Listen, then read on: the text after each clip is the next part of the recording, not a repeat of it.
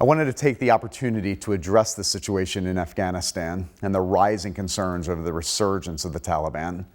I'm recording this video on Friday morning, August 27th. This situation is fluid and will be changing by the day, if not the hour. But I do feel compelled at this time to address this critical moment. As you know, the American government has made the decision to withdraw from Afghanistan, and that August 31st deadline to fully withdraw is looming. There are conflicting reports over how many Americans are still left in Afghanistan. We do know that vetted Afghans and Americans are struggling to get out. Afghanistan is being transformed into a terrorist state.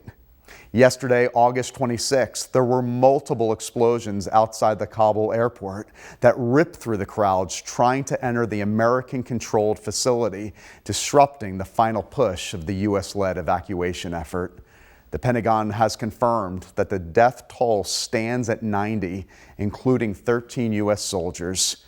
These horrific deaths remind us once again of the cost of freedom. So why should this situation concern the church?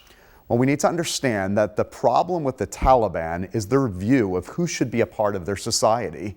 This leads to a grave human rights crisis. This includes the stripping away of basic rights for women, no education, no work, and the stripping away of the freedom to even leave their home.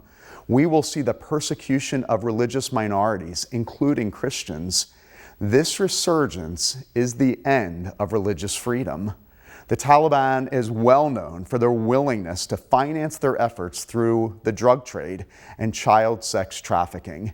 This will no doubt have a long-term impact on the mission field in the Middle East. The world around us is rapidly changing, and as we see Afghanistan spiraling out of control, we must cling to the sovereignty of God and His truth.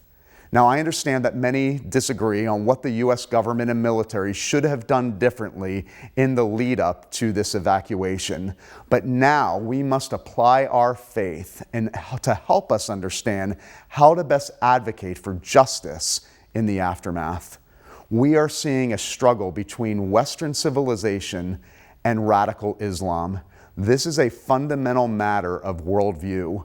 Military and economic power alone cannot and will not solve this problem. So what are God's people called to do? We need to understand that Christians are granted the privilege to approach the throne of God with confidence. We have a sovereign God who created the heavens and the earth, who is seated on His throne. We have God the Son who reigns and rules the affairs of all of humanity, but also serves as our advocate before the Father. What an opportunity for private and corporate prayer amongst the people of God. Praying for a supernatural intervention, praying for a miracle, praying for an outcome in this region that could only be explained by the hand of our Almighty God. Now, some of you might say, all we can do is pray? I want to challenge you to rethink your concept of prayer. We need to understand that our battle is not against flesh and blood.